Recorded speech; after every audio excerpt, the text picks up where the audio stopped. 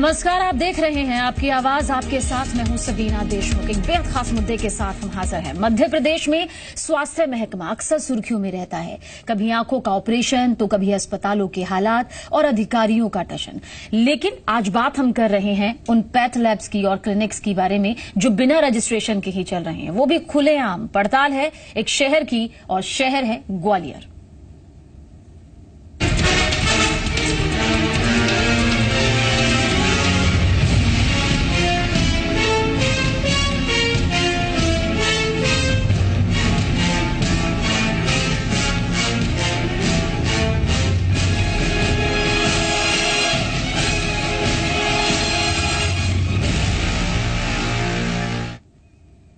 यूं तो पूरे प्रदेश में पैथ लैब का अमूमन यही हाल है, लेकिन ग्वालियर में हालात बदतर होते जा रहे हैं। जी मध्य प्रदेश छत्तीसगढ़ के रियलिटी चेक में ये बड़ा खुलासा हुआ कि कई जगहों पर बिना टेक्नीशियन के लैब चलाई जा रही है, तो कई लैब्स ऐसी हैं जिनका रजिस्ट्रेशन तक नहीं हो पाया।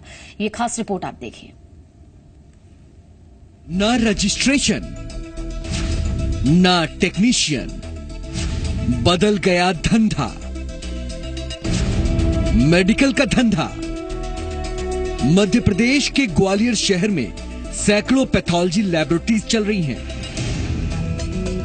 लेकिन इनमें से ज्यादातर हैं फर्जी। ये कोई आरोप नहीं है, बल्कि ये खुलासा हुआ है जी मीडिया की पड़ताल में। लेकिन इन पर ना तो कोई कार्रवाई हुई और ना ही कभी इस तरफ स्वास्थ्य विभाग ने झांकने की कोशिश की। जी मीडिया की टीम जब ऐसे ही एक सेंटर पर पहुंची तो हकीकत पर से पर्दा उठ गया। मेडिकल जांच के सौदागरों ने कलेक्शन सेंटर को पैथ लैब बना दिया, लेकिन खास बात तो यह है कि इसके लिए इन्होंने कलेक्शन सेंटर का भी रजिस्ट्रेशन नहीं कराया। रजिस्ट्रेशन फर्म का रजिस्ट्रेशन होना चाहिए कि नहीं, ये सेंटर का कलेक्शन सेंटर के लिए रजिस्ट्रेशन होता है, तो वो एसआरएल वाले खुद करवा के देते हैं। आपको सीएमएचओ ऑफिस में भी होना चाहिए। सीएमओ ऑफिस में नहीं है ना आपका? नहीं। ये तो महज एक लैब का हाल है, लेकिन जब जी मध्य प्रदेश छत्तीसगढ़ की टीम ने पड़ताल शुरू की तो परतें खुलती चली गई।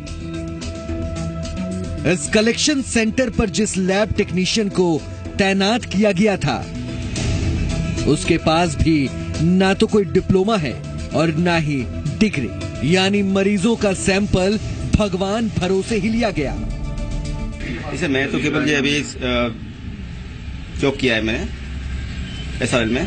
नहीं, जॉब तो किया। आपके पास कोई डिग्री है, कोई डिप्लोमा है, कोई सर्टिफिकेट है? आपके पास उसका ऑथराइज्ड है क्या? अभी तो खैर नहीं है। अभी ये हालात तो उन पैथ लैब्स के हैं जो नियम कायदों को ताक पर रखकर चलाए जा रहे हैं, लेकिन बात यही खत्म नहीं होती। दरअसल स्वास्थ्य विभाग के एक सर्वे में ये बात सामने आई है कि ग्वालियर शहर में कई ऐसे डॉक्टर और भी हैं जो अपना क्लिनिक चला रहे हैं, लेकिन सीएमएचओ ऑफिस में उनका रजिस्ट्रेशन ही नहीं है। यानी डॉक्टर्स भी नियम की धज्जियां उड़ा रहे हैं। लेकिन मधोगंज इलाके में जब ऐसे ही एक डॉक्टर से सवाल किया गया तो जनाब का जवाब ही चौंकाने वाला था। हाँ, इन्हें पता नहीं था कि रजिस्ट्रेशन भी होता है। सीएम ऑफिस से मैंने अप्लाई किया हुआ है। हाँ, मैं उठाया नहीं, बस मैंने भी मेरे पास अप्लाई किए हुए उसके डॉक्यूमेंट्स हैं। मैंने अप्लाई किया हुआ है, पर मेरे पास से कभी दोबारा उन्होंने कॉल नहीं किया। हमारे को कॉल किया कि आपका बन गया है, ले जाएं। मेरे पास कभी कॉल नहीं आया। इधर स्वास्थ्य विभाग की तरफ से कार्रवाई की गई, लेकिन खुलासे और भी थे।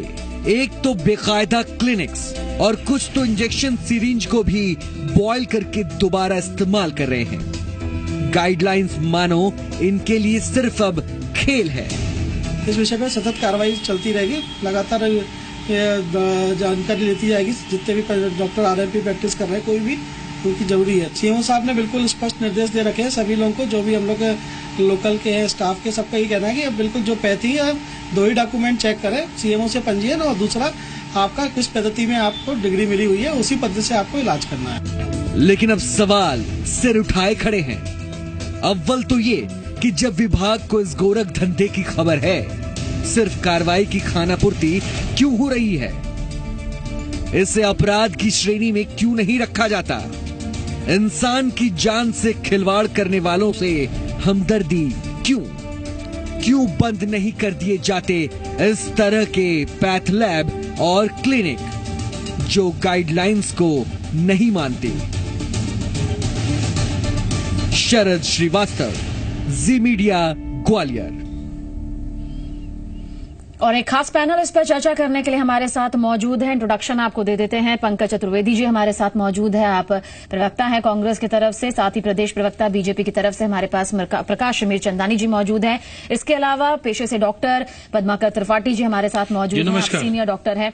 आप सभी का सबसे पहले स्वागत है। लेकिन सबसे पहले हम रुख करेंगे यहाँ पर जी मीडिया संवाददाता शरद की तरफ। शरद, ये रिपोर्ट हमने यहाँ पर देखी है, लेकिन हकीकत कितनी जमीनी तौर पर यह नजर आती है कि पैथ लैब्स जो हैं वो बिना रजिस्ट्रेशन के खुल रहे हैं और मरीजों की जिंदगी से एक बड़ा खिलवाड़ हो रहा है?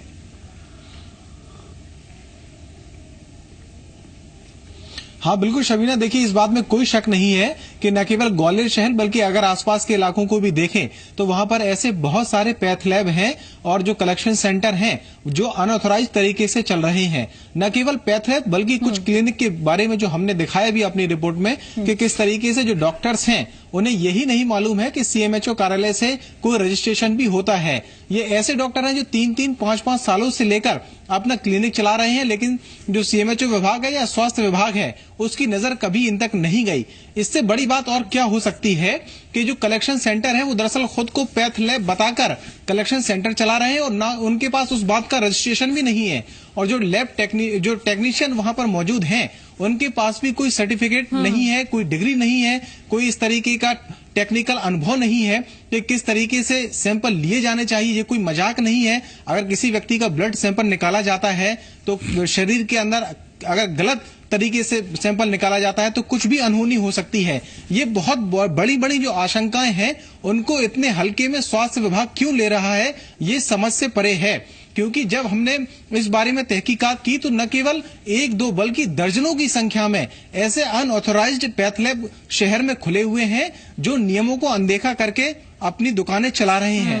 बड़ा सवाल यह है कि ये जो स्वास्थ्य विभाग की ओर से कार्रवाई की जाती है वो महज खाना पूर्ति क्यों होती है, जब ये बात मालूम है कि ये जो डॉक्टर्स हैं वो बिना रजिस्ट्रेशन के अपने क्लिनिक चला रहे हैं तो उन पर कार्रवाई क्यों नहीं की जाती, क्यों आपराधिक प्रकरण उन पर दर्ज नहीं किए जाते। अगर कोई ऐसी पैथ लैब चल रही है जिसका रजिस्ट्रेशन नहीं है, जिसके लैब टेक्नीशियन के पास कोई ऑथराइज्ड डिग्री, डिप्लोमा, कोई एक्सपीरियंस नहीं है, तो आखिरकार ये क्यों चल रहे हैं? बहुत बड़े सवाल यहाँ पर है शरद, और इसी पर चर्चा करने के लिए हमारे साथ खास पैनल भी मौजूद है। प्रकाश जी, सुना आपने और ये रिपोर्ट भी देखी, क्या कहेंगे आप? अब भी एक सफाई के तौर पर इसे पेश किया जाएगा कि नहीं गवर्नमेंट ध्यान दे रही है और सब कुछ ठीक ठाक है, स्वास्थ्य विभाग अपनी जिम्मेदारी निभा रहा है, या फिर वाकई सिस्टम एक तौर पर अपनी गलती मानेगा कि देखिए किस तरह से पैथ लैब्स धड़ल्ले से बिना रजिस्ट्रेशन के मरीजों की जिंदगी के साथ बड़ा खिलवाड़ कर रहे हैं? देखिए सबीना जी, ये जो भी रिपोर्ट आपने दिखाई है निश्चित रूप से अच्छी रिपोर्ट है। ये सरकार का आपने ध्यान आकर्षित किया। मैं भी आपकी बात से सहमत हूं कि बिना किसी पंजीयन के, बिना किसी अनुभव के, बिना किसी डिग्री डिप्लोमा के कोई भी कैथ लैब चलना नहीं चाहिए। जहां तक डॉक्टर का सवाल है, डॉक्टर के पास अगर सीएमएचओ में उन्हें अप्लाई किया है तो वो सीएमएचओ साहब की भी ड्यूटी बनती है कि वो उनका तुरंत रजिस्ट्रेशन करें और टाइम टू टाइम उनकी क्लिनिक की जांच, वो जो विधिवत होता है, जो न्याय संगत है, जो नियम कानूनों में जो कार्रवाई होती है वो उनको वहां पर करना चाहिए। जहां तक ये जो कलेक्शन सेंटर का सवाल है, कलेक्शन सेंटर के आड़ में जो अपनी कैथ लैब चला रहे हैं, जो लैब चला रहे हैं, ये निहायत गलत काम है।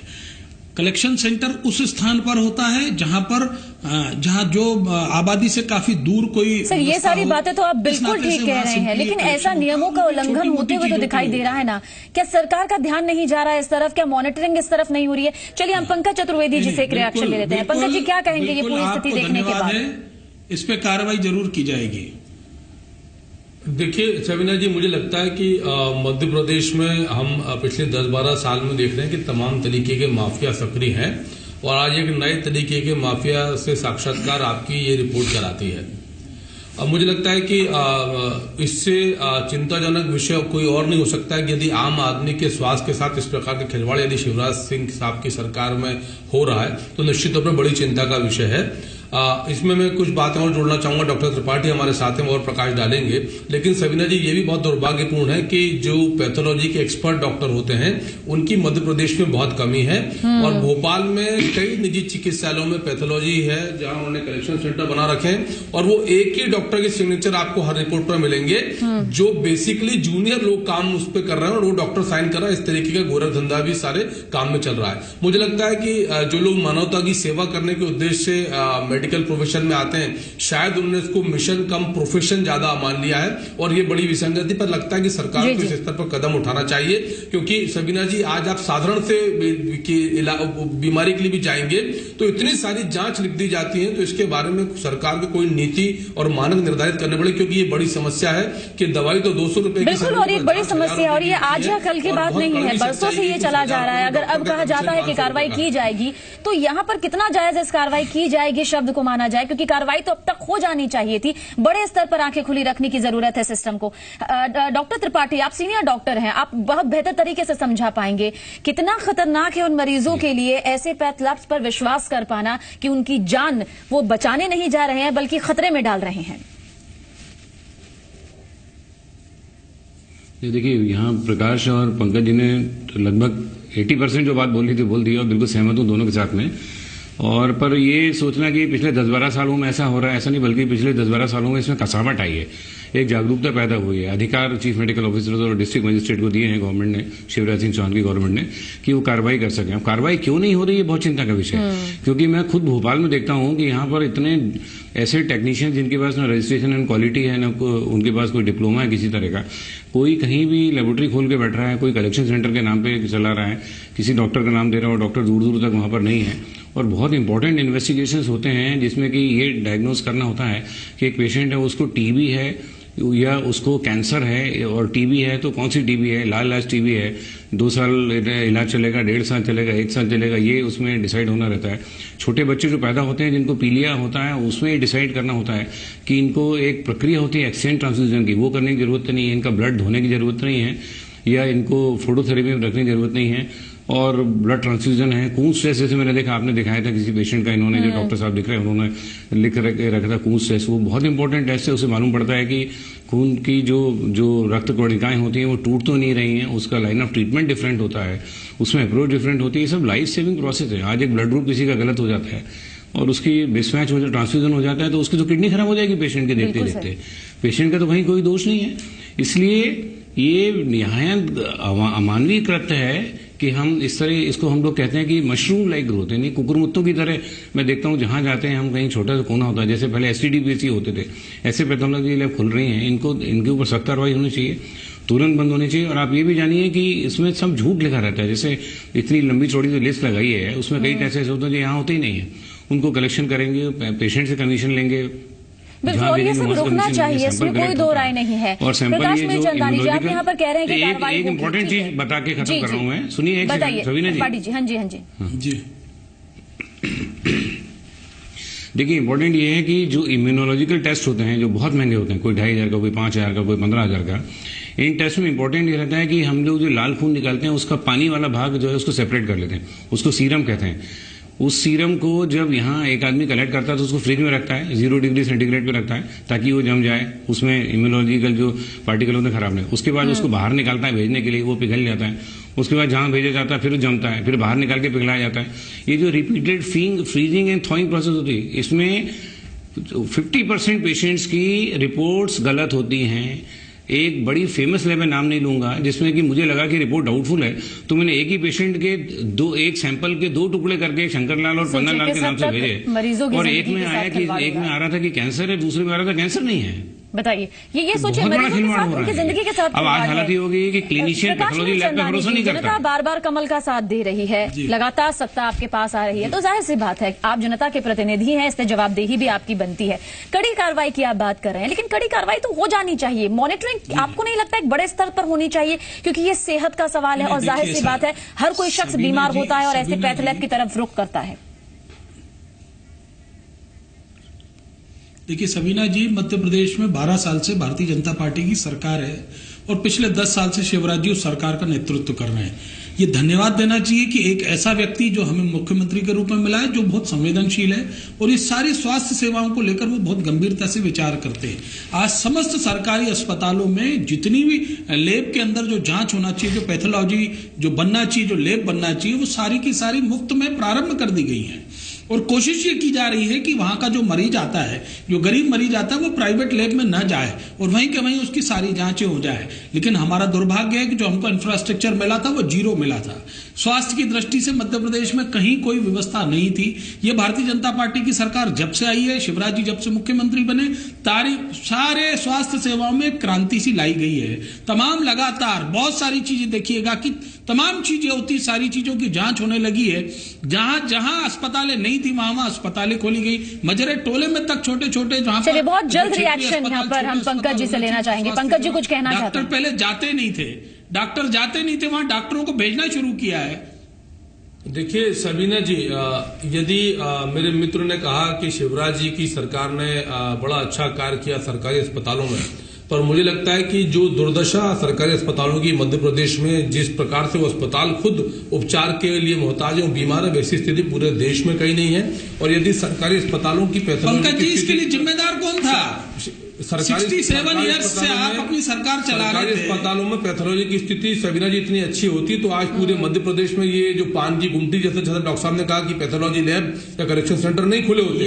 और आम मध्य प्रदेश में जो इंफ्रास्ट्रक्चर चाहिए था वो केवल और केवल कांग्रेस की सरकार में हुआ। 12 साल में भारतीय जनता पार्टी की सरकार मध्य प्रदेश में पूरा का पूरा ध्वस्त किया कांग्रेस के लोगों ने। कोई काम नहीं कर, कांग्रेस की सरकार में सारी चीजें ध्वस्त हुई है। माफिया काम कर रहा है। ये तो शिवराज जी को आप धन्यवाद दीजिए कि वो उन्होंने स्वास्थ्य सेवाओं के प्रति शिवराज जी को प्रकाश सारी चीजें लग रहा है, शिवराज जी को पाप लग रहा है। आम जनता आज मुख्यमंत्री स्वास्थ्य अनुदान योजना के तहत जितना पैसा शिवराज जी दे रहे हैं, जटिल से जटिल बीमारियों के लिए हर व्यक्ति को माननीय मुख्यमंत्री जी का स्वास्थ्य अनुदान मिल रहा है जो जटिल बीमारियों से ग्रसित है और वो आज स्वस्थ होकर लौट रहा है। चलिए ठीक है, बहुत अहम बात है। अगर एक बड़ा बजट स्वास्थ्य के लिए तय किया जाता है तो बजट जाता कहाँ है? क्योंकि सच्चाई ये भी है कि कभी अस्पताल के पंखे गिर जाते हैं, कभी बेड टूट जाता है, कभी मरीजों को उसका सामना करना पड़ता है। इस पर भी हम चर्चा करेंगे क्योंकि बात यहाँ पर जनता की जिंदगी की है। रुक इस वक्त हम शरद आपकी तरफ करेंगे। शरद, आपने सरकारी अस्पतालों का भी जायजा लिया है, क्या वहां पर मरीजों से बातचीत के दौरान ये तथ्य सामने आता है कि जिस तरह के हालात वहां पर नजर आते हैं उसकी वजह से ऐसे दुकानों की चांदी हो जाती है?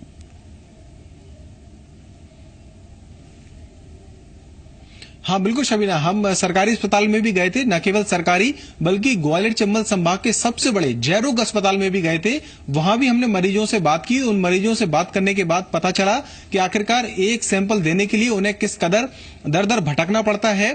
घंटों लाइनों में लगने के बावजूद भी सैंपल नहीं लिए जाते हैं। जो कर्मचारी वहां लैब में मौजूद रहने चाहिए वो अपनी जगह पर उस समय मौजूद नहीं होते हैं जब तीमारदार या मरीजों को उनकी जरूरत होती है। इसके यही हाल जब रिपोर्ट लेने का आता है तो उसकी भी उस वक्त भी यही स्थिति बनती है।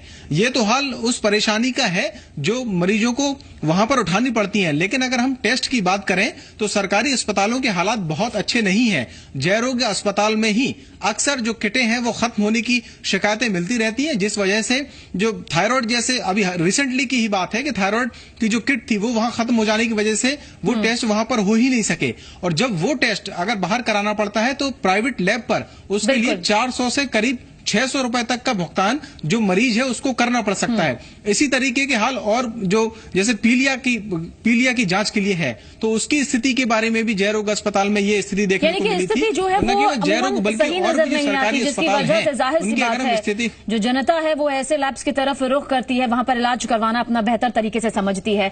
डॉक्टर त्रिपाठी, यहाँ पर क्या वाकई स्थिति आने वाले दिनों में बदलती हुई हमें नजर आएगी? अगर सरकार ये कहती है कि हम कड़ी कार्रवाई करेंगे, कड़े कदम उठाएंगे, तब माना जा सकता है कि जो ऐसी दुकानें चल रही हैं एक दिन उन पर काबू पाया जा सकेगा पूरी तरह? देखिए यहाँ ये बहुत अच्छा पॉइंट, मैं थोड़ा सा ये भी बताना चाहूंगा कि पिछले 10-12 साल में हेल्थ सेक्टर की तरफ शिवराज जी ने बहुत ध्यान दिया है, इसमें कोई शक नहीं है। नए नए स्वास्थ्य केंद्र खुले हैं, पीएचसी को सीएचसी में अपग्रेड किया गया है। एक दिक्कत तो सबसे बड़ी आ रही है जिसमें शिवराज जी भी बेचारे वो क्या मदद कर सके। 7,500 डॉक्टरों की जरूरत है मध्य प्रदेश को और 2,500 डॉक्टर्स केवल कार्यरत हैं। उन्हीं के भरोसे सारी चीजें चल रही हैं। नए डॉक्टर्स हमारे ज्वाइन नहीं कर रहे हैं, इस पर ध्यान देना पड़ेगा सरकार को कि क्यों नहीं ज्वाइन करते। अच्छा, एक दूसरी इंपॉर्टेंट बात, महत्वपूर्ण बात यह है कि डॉक्टर्स और जो इंस्पेक्टर होते हैं जो कि डायग्नोस्टिक सेंटर की जांच करने जाते हैं या नर्सिंग होम की, उनको एक ट्रेनिंग दी जानी चाहिए जो ट्रेनिंग नहीं दी गई। और ट्रेनिंग नहीं दी जाने से वो जो लीगल बैटल होती है उसमें गवर्नमेंट कई बार हार जाती है। उनको बताया जाना चाहिए कि इसे एक चेकलिस्ट होती है, ठीक है, और वो जैसे एक डॉक्टर जाता है किसी पैथोलॉजी लैब पे और उसकी जांच करता है, सुनिए एक सेकंड, बहुत इंपॉर्टेंट है, तो उसको किस अधिकार से वहां पर जा रहा है?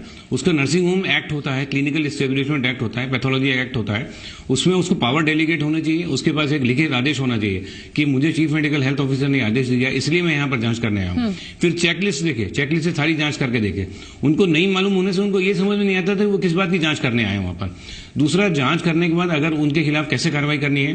बिल्कुल, बहुत अहम पॉइंट्स आप यहाँ पर बता रहे हैं। वक्त कम है इसलिए जल्द यहाँ पर प्रकाश चंदानी जी आपकी तरफ रुख करेंगे। डॉक्टर त्रिपाठी जी कितने अहम पॉइंट्स यहाँ पर बता रहे हैं। क्या वाकई सरकार इस तरफ ध्यान नहीं दे रही है? हम ये नहीं कह रहे कि स्वास्थ्य विभाग की लापरवाही जो है वो हर स्तर पर सामने आती है, लेकिन इस स्तर पर जो सामने आ रही है उसे लेकर रिएक्शन।